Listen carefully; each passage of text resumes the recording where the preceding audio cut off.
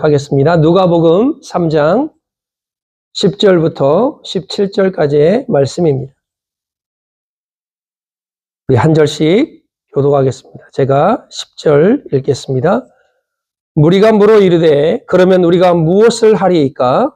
대답하여 이르되 옷 두 벌 있는 자는 옷 없는 자에게 나눠줄 것이요 먹을 것이 있는 자도 그렇게 할 것이니라 하고 세리들도 세례를 받고자 하여 와서 이르되 선생이여 우리는 무엇을 하리이까 하며 이르되 무가정 외에는 거두지 말라 하고 군인들도 물어 이르되 우리는 무엇을 하리이까 하며 이르되 사람에게서 강탈하지 말며 거짓으로 고발하지 말고 받는 급료를 족한 줄로 알라 하니라. 백성들이 바라고 기다림으로 모든 사람들이 요한을 꼭 그리스도시가 신유에 생각하니 요한이 모든 사람에게 대답하여 이르되 나는 물로 너희에게 세례를 베풀거니와 나보다 능력이 많으신 이가 오시나니 나는 그의 신발끈을 풀기도 감당하지 못하겠노라. 그는 성령과 불로 너에게 세례를 베푸실 것이요 키를 들고 자기의 타작마당을 정하게 하사 알곡을 모아 곳간에 들이고 쭉정이는 꺼지지 않는 불에 태우시리라. 아멘. 이동원 목사님의 책 예수님의 거룩한 습관이라는 책에 보면 이런 글이 있습니다. 우리가 잘 아는 위대한 물리학자 아인슈타인은 평소에 교회를 탐탁지 않게 생각했고 좋아하지도 않았습니다. 부정적인 이미지를 갖고 있었죠.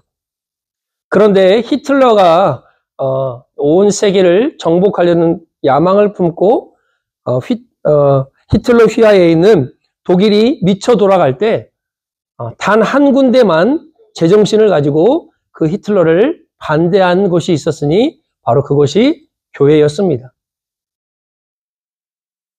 아인슈타인은 평상시에 자유를 외치고 자유의 기쁨을 말했던 대학이 그것을 말할 줄 알았다고 생각했습니다. 아니, 더 나아가서 늘 자유의 기쁨뿐만 아니라 자유를 지대하던 신문사들, 언론들이 그 히틀러의 잘못된 만행을 말할 줄 알았다고 그는 생각했습니다. 그런데 이 두 단체뿐만 아니라 많은 기관들이 침묵할 때 교회는 그 히틀러에 대해서 반대를 했고 그의 계획을 가로막고 나섰습니다. 아인슈타인은 이렇게 말합니다. 나는 이전에 교회의 어떤 형태라도 관심을 갖지 않았다. 그러나 이제는 나는 다르다. 진정한 자유를 위해 나치와 맞서는 저 교회에 대해 나는 엄청난 애정과 감탄을 느끼고 있다. 그리고 이렇게 말했습니다. 나는 그 교회의 찬사를 아끼지 않고 또한 그 교회는 세상의 소망이다. 나는 교회를 사랑한다. 라고 고백을 했습니다. 정직하게 말하면 교회는 잘했을 때도 있지만 잘못했을 때도 있습니다. 그러나 교회 안에 빛이 완전히 사라진 적은 없었습니다. 만약 그 빛이 사라졌다면 교회는 세상 속에서 소멸했을 것입니다. 빛은 언제나 어둠 속에서 자기네 자신의 존재를 드러내었고 그 빛을 통하여 세상에 소망과 희망을 주었습니다. 그 빛이 누굽니까? 바로 예수 그리스도이십니다. 성경을 읽다 보면 여러분 이제 구약의 말라기를 읽고 그 다음이 뭐죠? 신약의 마태복음이 등장을 합니다. 그죠? 그냥 이게 한 장만 넘기면 되는 이 성경이 무려 400년의 암흑기를 거칩니다. 말라기 이후에 마태복음이 시작된 그 400년을 신구약 중간사라고 말을 합니다. 그래서 어떤 이는 암흑기, 어떤 이는 어둠의 기간이라고 말을 합니다. 그런데 그 암흑기 동안 400년 동안 하나님의 메시지가 끊어진 것만 같은 그 시절에도 여전히 하나님의 빛은 존재하였습니다. 그리고 그 빛을 통하여 하나님의 백성들을 하나님께로 인도하였습니다. 바로 그 기간은 저는 하나님의 사랑의 준비 기간이라 저는 생각합니다. 오늘 본문 읽었던 그 사랑의 준비 기간을 마치고 이제 담대히 예수 그리스도의 오실 길을 선포했던 이가 있으니 그 이름을 바로 세례 요한입니다. 그 세례 요한의 메시지는 뭐냐? 임박할 진노가 너에게 임하였으니 너희는 회개하라는 것입니다. 빈들에서 외쳤던 하나님의 말씀, 회개하라, 천국이 너에게 가까이 왔다. 여전히 지금도 우리의 삶은 빈들 같은 삶입니다.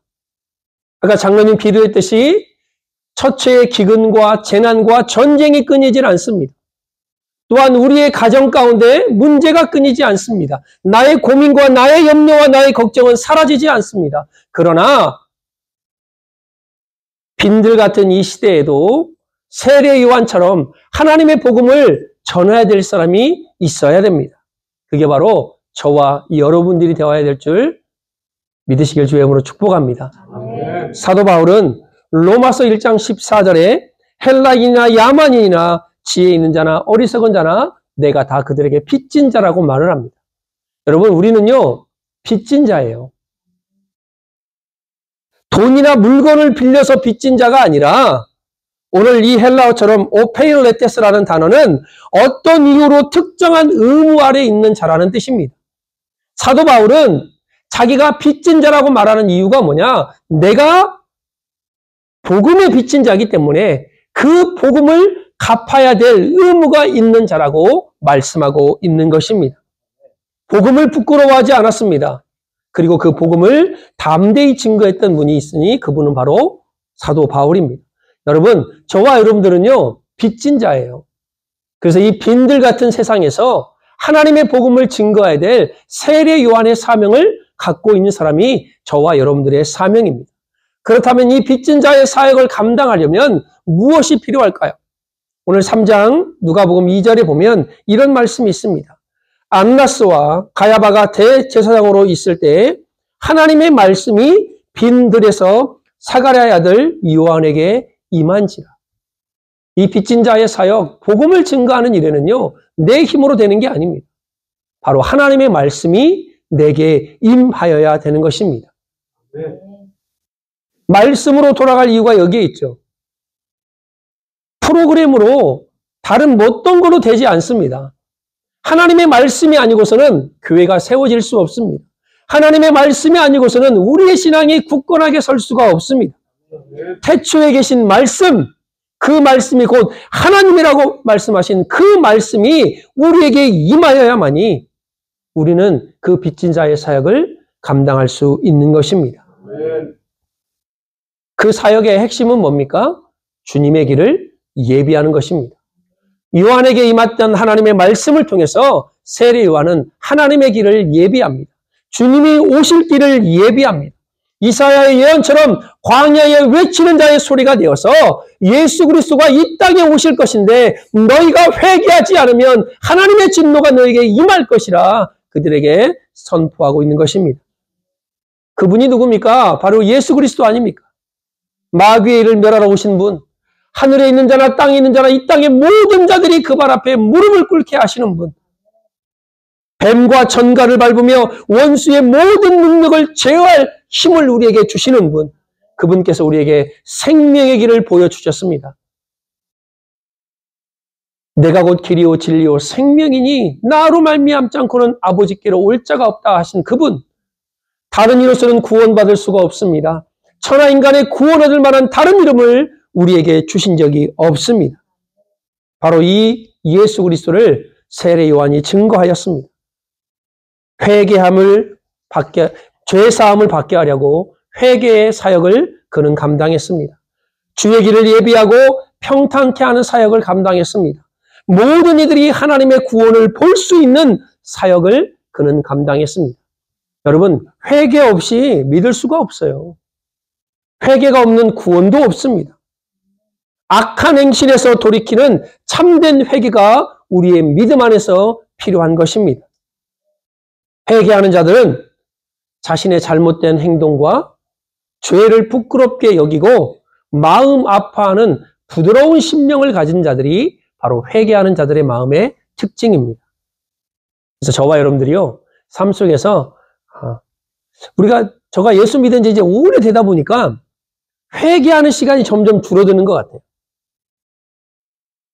내가 죄를 지어도 죄인 줄 모르고 그냥 이 정도쯤은 되겠지라고 말하는 것들이 우리의 신앙생활에, 우리의 삶에 너무나 많아졌습니다. 이까짓 것 좀 그냥 이거는 괜찮겠지라는 것.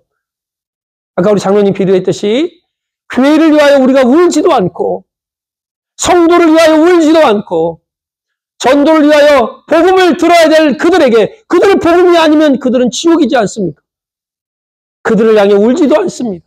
교회를 향하여 울지도 않습니다. 하나님 나라 위해서 울지도 않습니다. 회개할 게요 너무 많은 거예요.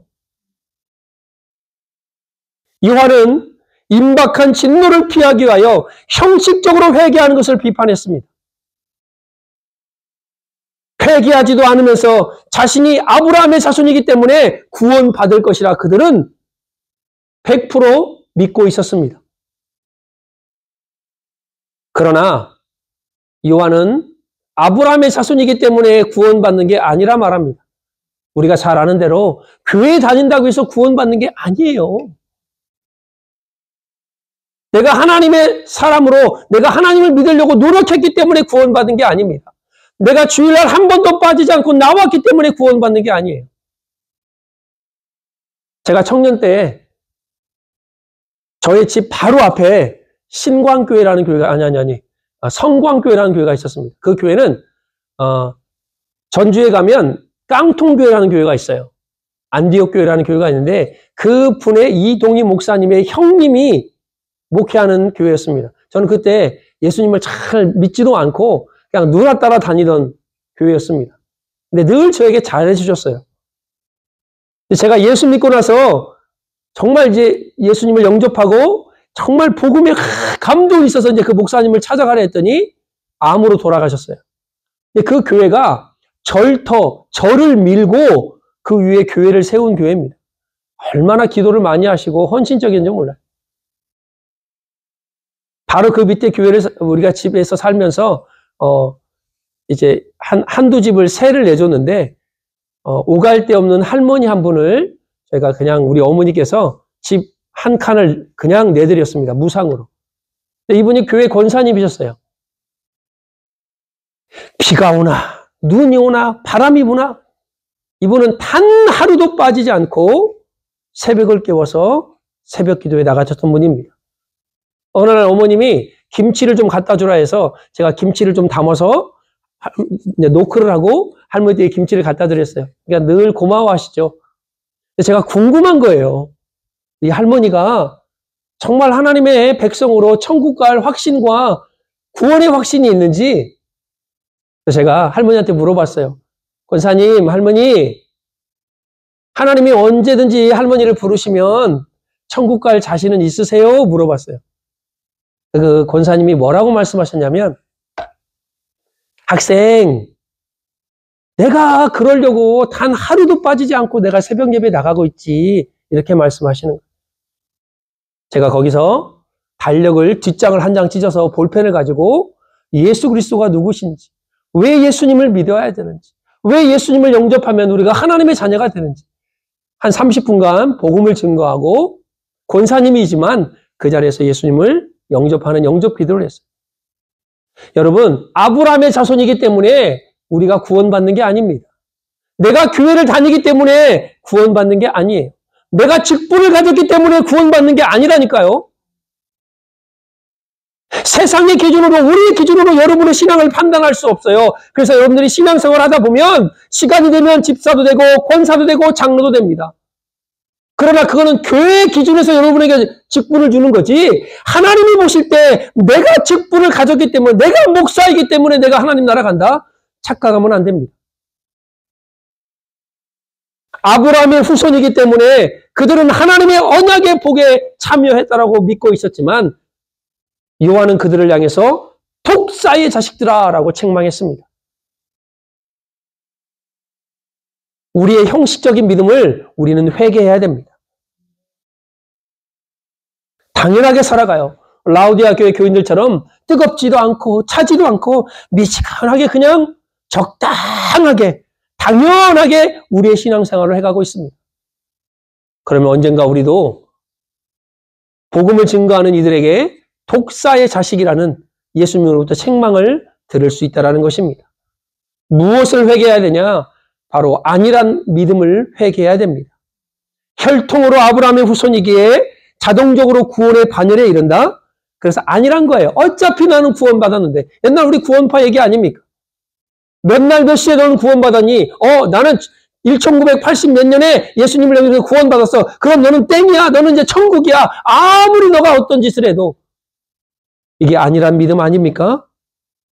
신앙생활도 이만큼 했고 봉사도 이만큼 했으니 이 정도면 되지 않아? 그 안일한 믿음을 우리는 회개해야 될 것입니다. 또 하나 열매 없는 믿음을 회개해야 돼요. 오늘 9절에 보면 뭐라 말씀합니까? 이미 도끼가 나무 뿌리에 놓였으니 좋은 열매 맺지 아니하는 나무마다 찍혀 불에 던지우리라. 얼마나 무서운 말씀입니까? 그 열매를 보아 그 나무를 안다 하였는데 열매 맺지 못한 나무는 도끼로 찍어서 불에 던지운다 말씀합니다. 자, 여러분, 우리의 마음에 변화가 있어야 열매가 있습니다. 우리의 삶에 변화가 있어야 열매가 있습니다. 또 하나, 내가 변해야 돼요. 제가 늘 설교 때 누누이 말씀해 드렸던 게 뭐냐? 믿는 자들이 보여줄 게 뭐가 있어요? 이거는 말은 너무 잘하잖아요, 우리는. 근데 삶으로 보여주지 않으면 저 밖에 있는 사람들은요, 우리를 인정하지 않습니다. 내 마음의 변화뿐만 아니라 내 삶의 변화가 일어나면 그 사람은 자신이 변화되는 걸 느끼게 될 것입니다. 왜 우리가 안 변하는 줄 아세요? 단 하나밖에 없습니다. 욕심이에요, 욕심. 제가 지난주 설교 때 가짜 크리스찬의 특징을 말씀드렸죠. 자기 중심적인 신앙입니다. 내가 하나님을 위해서 무언가를 하려는 게 아니라 하나님이 나를 위해서 있어야 돼요.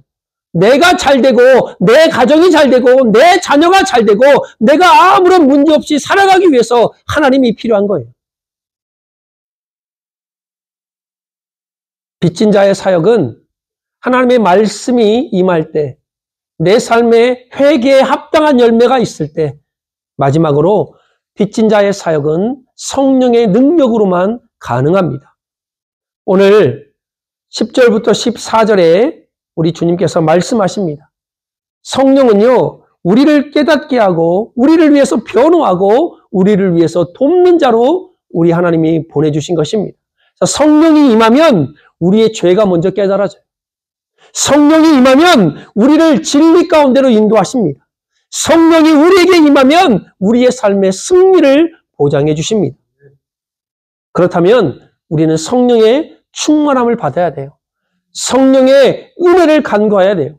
의에 줄이고 목이 마르니 성령으로 우리를 채워달라고 우리는 기도해야 될 것입니다.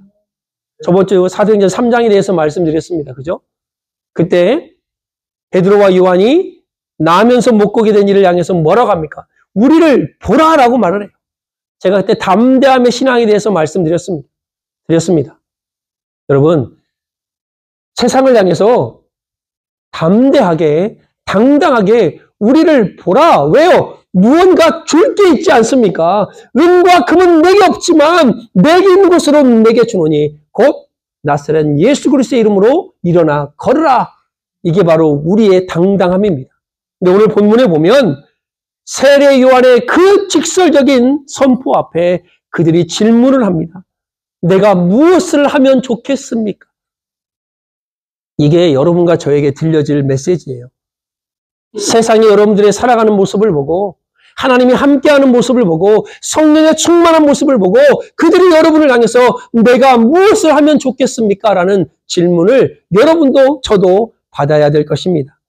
무리가 말합니다. 두 벌 있는 자는 오돈 자에게 나눠줄 것이고 먹을 것이 있는 자도 그렇게 할 것이라. 세리들이 와서 묻습니다. 그러면 우리는 무엇을 하면 좋겠습니까? 부가된 것 외에는 거두지 말라라고 말합니다. 군인들이 와서 질문합니다. 그러면 우리는 무엇을 하면 좋겠습니까? 여러분, 이들의 마음이요, 하나님의 말씀을 듣고 깨우친 자들의 말입니다. 우리가 어찌할꼬? 하나님의 말씀이 그들의 마음을 파고들면요, 성령 충만한 여러분의 메시지가 그들의 마음을 파고들면 그들이 말하는 공통적인 답이 뭐냐? 그러면 내가 어떻게 하면 좋지? 그러면 내가 어떻게 해야 돼? 라는 질문을 받게 될 것입니다. 그때 주 예수를 믿어라. 그리하면 너와 내 집이 구원을 얻으리라. 이 메시지가, 이 질문이 저와 여러분에게도 들려지길 주의 이름으로 축복합니다. 그게 성령 충만한 자들이 받는 질문인 것입니다. 사람들은 이 요한을 오실 메시아로 생각을 했습니다. 근데 요한은요, 자신의 모든 사역을 누구로? 예수님께로 초점을 맞춥니다. 제가 참 좋아하는 인물 중에 요한을 참 좋아하는데, 왜요? 제가 늘 얘기하잖아요. 교회는, 우리의 삶은, 우리의 신앙은 내가 드러나는 것이 아니에요. 직분이 드러나는 것이 아니라 교회든 우리의 삶이든 예수의 이름이 드러나고 예수의 이름이 선포되고 예수의 능력이 회복되어져야 됩니다. 요한은 자기를 가리켜 메시아라고 생각하는 그들을 향해서 나는 오실 메시아, 그분의 신발끈을 감당하기도 부족한 사람이다. 풀기도 부족한 사람이다. 내 뒤에 오시는 이, 나는 광야에 외치는 자, 이사야가 말했던 그 사람인데 내 뒤에 오시는 이는 불과 성령으로 너희에게 세례를 주실 것이다 라고 말씀합니다.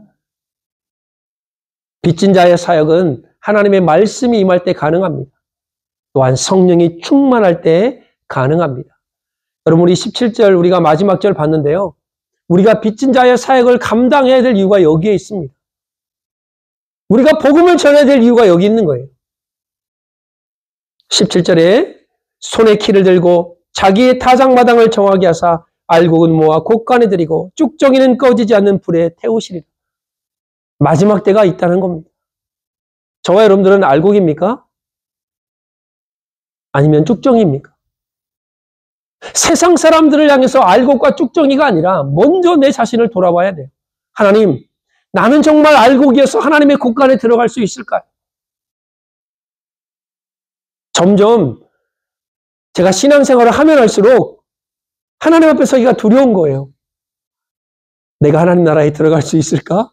목사지만, 물론 예수를 믿는 구원의 확신은 있지만 내 삶을 뒤돌아보고 내가 한 주간 동안 살아온 삶, 아니 내가 하루하루 살아가는 삶을 통해서 하나님의 영광을 드러내고 있나? 마태복음 25장에 나오는 양과 염소의 비유처럼 복받을 자여 나와서 창세로부터 너희를 위하여 예비된 하나님 나라를 상속하라. 우리는 그런 양이 되기를 소망합니다. 네. 왼편 연습처럼 저주를 받은 자들아 나를 떠나 마귀와 그 사자들을 위하여 예비된 영영한 불에 들어가라. 아, 이건 아니잖아요. 마지막 때가 있고 그 마지막 때에 반드시 쭉정이와 알곡이 갈라지는데 우리가 복음을 전해야 될 그 사람들, 그들은 우리의 복음을 듣지 못하면 영영한 불에 들어갈 수밖에 없는 것입니다. 우리의 사역의 방향이 다시 오실 예수님의 길을 준비해야 됩니다. 우리도 똑같은 세례 요한이에요. 이제는 그가 오실 메시아를 증거했지만 우리는 다시 오실 메시아를 증거해야 됩니다. 그리고 우리를 통하여 복음을 통하여 회개의 사역이 나뿐만 아니라 모든 이들에게 일어나야 될 것입니다. 나를 통하여 많은 이들이 하나님의 곳간에 알곡으로 들어가기를 주의 이름으로 축복합니다. 전도한 사람들이 여러분의 면류관이에요. 하늘나라 가면 얼마나 기뻐하겠어요. 제가 롤러스케이트장에서 전도했던 아이들, 초등학교 운동장에서 전도했던 아이들, 비 오는 날 길거리에서 무릎 꿇고 예수님을 영접했던 그 아이들, 그리고 어른들, 그분들이 내가 하늘나라 가면 나를 얼마나 이렇게 좋아하겠어요. 그죠? 그게 여러분의 면류관들입니다. 여러분의 언어를 통해서, 여러분의 입술을 통해서 하나님을 믿게 된 그들이 여러분이 함께 천국에 있을 때 여러분을 얼마나 감사하고 여러분을 얼마나 좋아하겠습니까? 그 기쁨이에요, 그 기쁨.